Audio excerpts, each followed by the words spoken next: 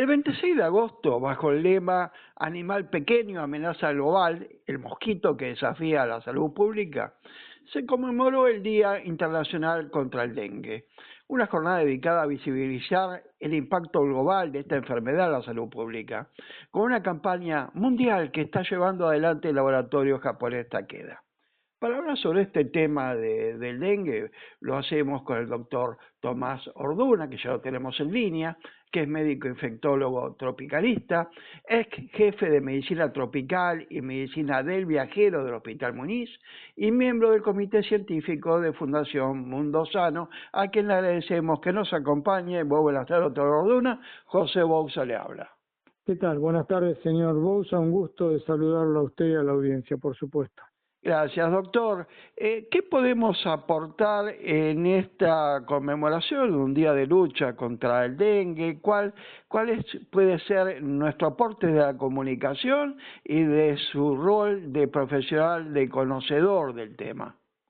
Bueno, desde el lugar de la comunicación y justamente pensando en que los días que de alguna manera conmemoran o visibilizan alguna patología tiene que ver con justamente eso, poner arriba de la mesa y permitir a través de los diferentes medios de comunicación que tengamos muy presente la existencia, en este caso puntualmente del dengue, pensando en que esta patología que se ha convertido en la principal enfermedad producida por virus y transmitida por insectos en el mundo, con un crecimiento tanto en lo que hace a dispersión geográfica como en muchos lugares a la cantidad de meses durante el año en que se produce la transmisión. Verbigracia, nuestro país, ha tenido dos epidemias muy importantes, 2023-2024, y una de las características, más allá de esto de la expansión geográfica, pensando que lugares tan australes como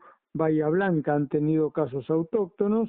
Por otra parte, en la zona del nordeste argentino, en los inviernos del año pasado y el anteaño, hubo, si bien en cuentagotas, todos los meses del año transmisión activa, fenómeno nuevo, inusitado, porque antes siempre teníamos un corte de la transmisión en los meses de invierno y primavera. Entonces, esto de visibilizar la enfermedad nos permite hablar de cuán importante sigue siendo para los humanos, cómo de alguna manera condiciona una época del año donde hemos visto servicios rebasantes de personas consultando, hay que hacer toda una nueva estrategia de distribución de recursos humanos, de distribución de insumos, de infraestructura cuando hay una epidemia. Por lo tanto, golpea fuertemente a lo que hace a la humanidad de manera global, ¿no? Algo así como 2/3 de la humanidad está en áreas donde puede haber transmisión. Entonces, sabiendo que esto es tan importante y nos lo permite el poder hablar justamente en el día del dengue sobre el mismo, ¿qué podemos hacer cada uno de nosotros y qué puede hacer los medios de comunicación?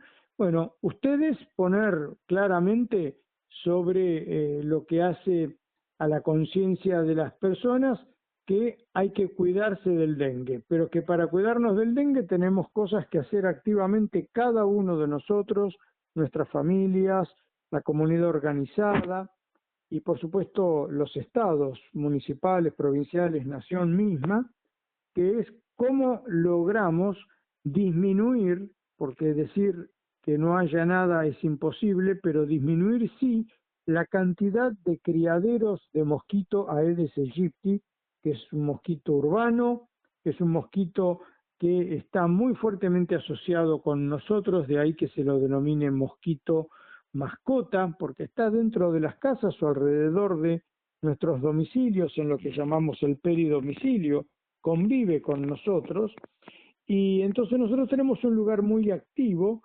en lo que hace al combate a esta enfermedad, que es tratando de detectar y destruir, eliminar los criaderos de mosquito Aedes aegypti. Esa es una tarea individual en principio, porque nadie va a entrar a nuestras casas a hacerlo. Esto es lo que ocurre en el patio de mi casa, en los jardines, en el techo de la casa, en las terrazas.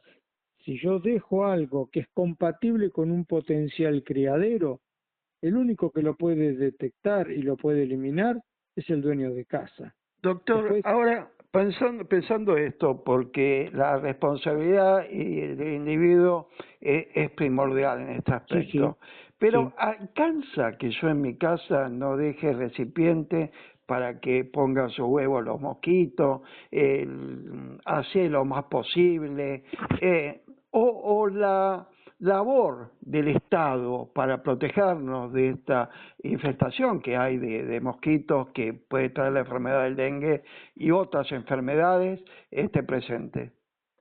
A ver, el Estado siempre tiene una gran responsabilidad. Primero, como líder de todo lo que hace las campañas para controlar a la Aedes aegypti, para eliminar criaderos. Tienen que ser quien nos aliente a hacerlo.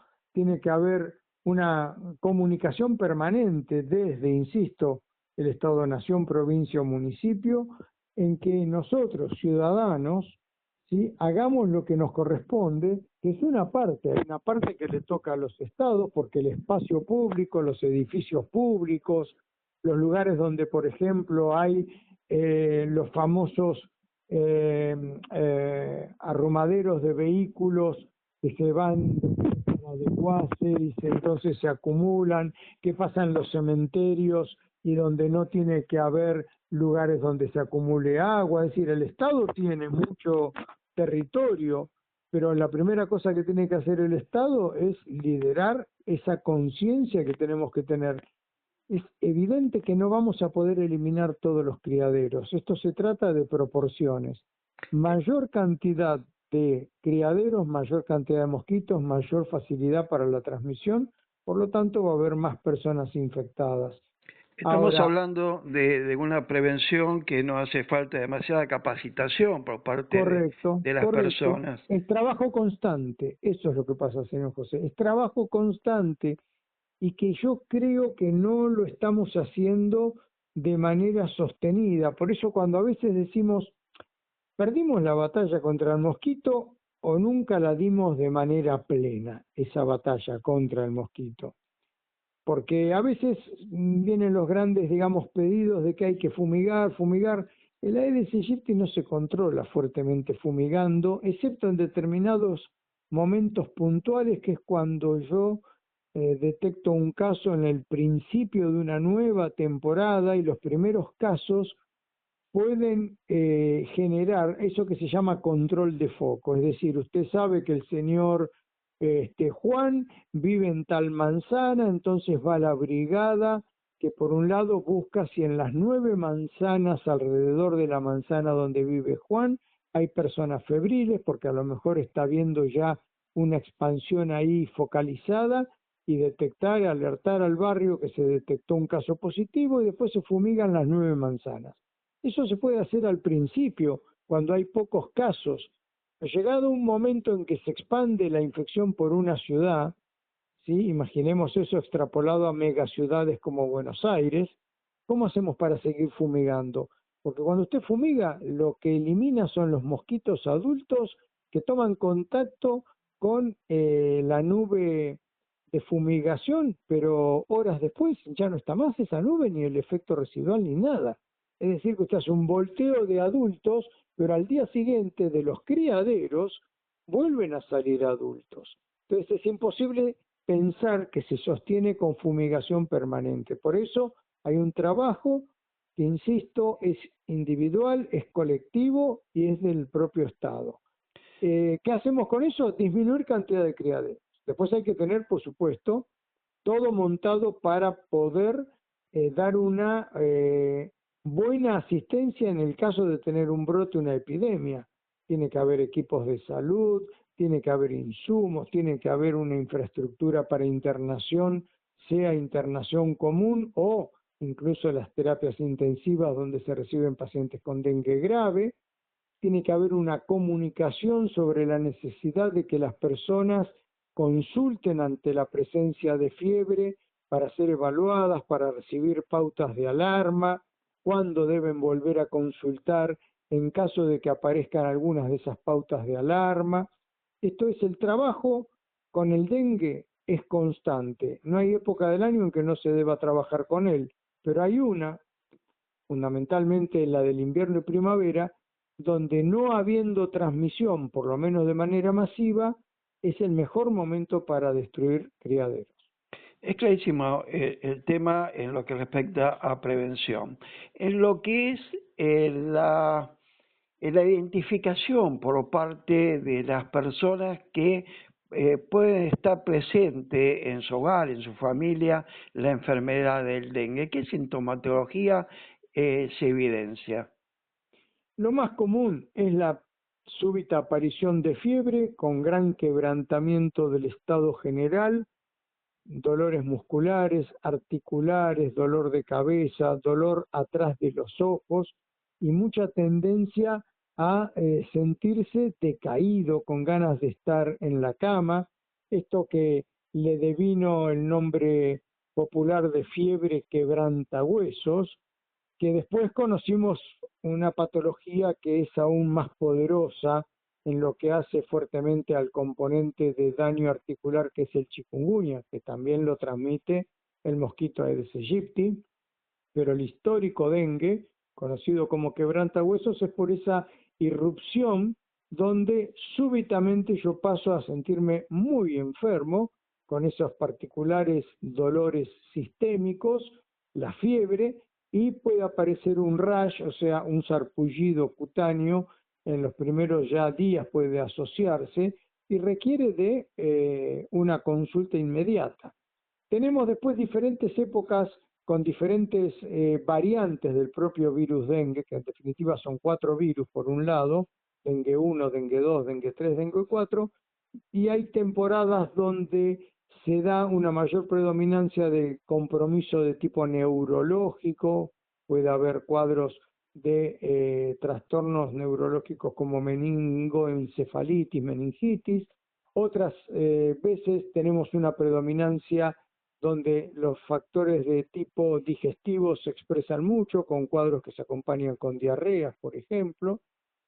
Pero esos son variantes de acuerdo a cómo se modifican los virus, con esto que hoy todos conocemos a partir de la pandemia de COVID, que es las mutaciones que pueden tener los virus. Bueno, los 4 grandes virus del dengue, como mencioné del 1 al 4, están dentro de cada uno de ellos constituidos por otros genotipos que se denominan, es decir, variantes dentro de cada uno de ellos y subvariantes dentro de las variantes. Por lo tanto, puede haber cosas que modifican la expresión en una temporada puntual, pero el estándar es lo que mencioné.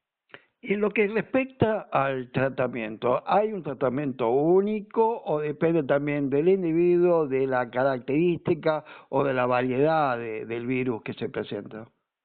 Básicamente el tratamiento del dengue, tanto a nivel del domicilio como la necesidad en ocasiones de dejar internada a una persona, o incluso cuando se produce lo que se llama el dengue grave, que por suerte se dan menos del 5% de los casos, lo que basa al tratamiento es la hidratación adecuada. Esto es algo que suena muy sencillo, pero la eficacia del tratamiento inicialmente es estar bien hidratado. Por eso cuando las personas son evaluadas y se las envía a domicilio, porque no tienen ninguna señal de alarma, básicamente tomar 2 a 3 litros de líquido por día. Hablamos de agua, ¿eh? Agua y digamos algunas otras variantes de los líquidos que usamos en domicilio, pero esa hidratación permanente, reposo, bajar la fiebre con paracetamol o dipirona y la consulta a las 48 horas, donde seguramente así va a ser recitado el paciente. En ocasiones aparecen esos llamados signos de alarma que se ven con mayor frecuencia en personas que no se están hidratando bien. Cuando el paciente llega a la guardia con signos de alarma, lo que se hace es una hidratación parenteral rápida llamada resucitación hídrica. Y cuando los pacientes, porque no han consultado en tiempo y forma o porque a veces de manera excepcional progresa el cuadro de dengue grave, más allá de otras cosas que se dan en el soporte de una terapia intensiva, la primera es una rehidratación muy importante, una resucitación hídrica que se tiene que dar en un breve lapso de tiempo para poder mejorar al paciente. Después se lo estabiliza con la hidratación y puede haber, insisto, otras medidas. pero la base es la hidratación. Parece demasiado sencillo, sin embargo en esto, a pesar de la distancia, podemos comparar, por ejemplo, con qué pasa con aquella vieja enfermedad que usted recordará, el cólera, que produce esas diarreas brutales que deshidratan al individuo. ¿Cómo se repara a un paciente con cólera? Con hidratación. La primera cosa es la hidratación. Esto es muy parecido. ¿Por qué se produce el fallecimiento en dengue si es tan, digamos, facilitadora el hecho de consumir el agua y volver a hidratar? Bueno, ahí están las combinaciones, ¿no? Las combinaciones tienen que ver con la respuesta que cada uno de nosotros puede tener a diferentes patógenos. En esto hay algo individual que tiene que ver con lo que llamamos la inmunogenética, esto es, cómo yo me posiciono frente a un virus dengue o cómo se posiciona usted desde el punto de vista de la respuesta defensiva que montamos ante un virus dengue. La suya puede ser fuertemente defensiva y la misma puede ser para mí dañina porque no tengo la misma capacidad de neutralizar al virus.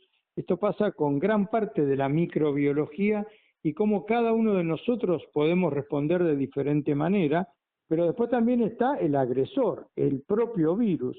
Y como mencioné, dentro de los propios virus dengue, que son los 4 magnos, del 1, 2, 3 y 4, cada uno de ellos constituidos por variantes que se llaman genotipos, y cada uno de esos genotipos puede tener cepas, por lo tanto, tampoco es un único virus. Y a eso se le agregan otros factores, como los determinantes sociales que hacen a la capacidad de entendimiento que yo tengo para saber que tengo que hidratarme, cumplirlo, la accesibilidad para lo que hace hacer reposo y poder hidratarme, porque a veces le estamos pidiendo eso a personas que para subsistir en el día a día necesitan salir durante 8 o 10 horas a trabajar para poder comer y beber ese día. O sea, digo, tenemos un virus que no respeta clases sociales, pero sabemos que los porcentajes potenciales de quien peor lleven la cosa van a ser para las clases más desfavorecidas, que tienen incluso dificultad a veces para acceder al sistema de salud. La vacuna contra el dengue puede ser algo efectivo y que produzca una inmunidad general. Sí, la vacuna, bueno, a ver, tiene en promedio, por los estudios realizados y que permitieron ser, ¿cómo se dice esto?, avalada por los organismos tanto ANMAT en nuestro país como otros organismos de contralor de medicamentos en ya por lo menos 40 países del mundo. La vacuna nos puede dar alrededor de un 60-62% de protección, es decir, evitar que yo tenga cuadro clínico, y sobre todo alrededor del 80-85% evita para las personas vacunadas que requieran hospitalización.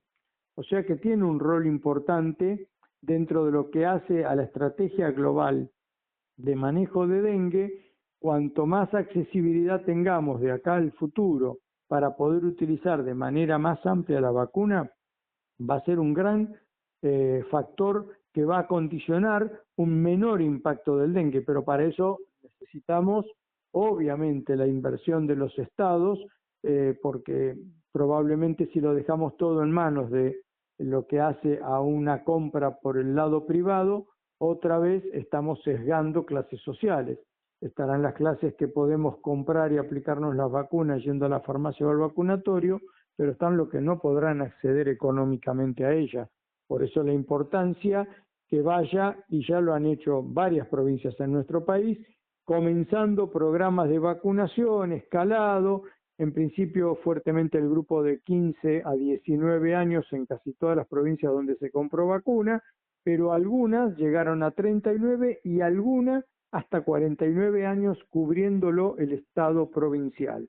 Bueno, esto va a hacer falta que se amplíe de cara al futuro, porque va a ser uno de los condicionantes para disminuir tanto la enfermedad como sobre todo las complicaciones. Doctor Tomás Orduna, clarísima la explicación, ha sido una clase excelente. Muchísimas gracias por habernos acompañado. Bueno, espero que sirva, le mando un cordial saludo a usted y a toda la audiencia. Igualmente, hasta la próxima oportunidad que volvamos a dialogar. Con gusto, hasta luego, señor José. Adiós.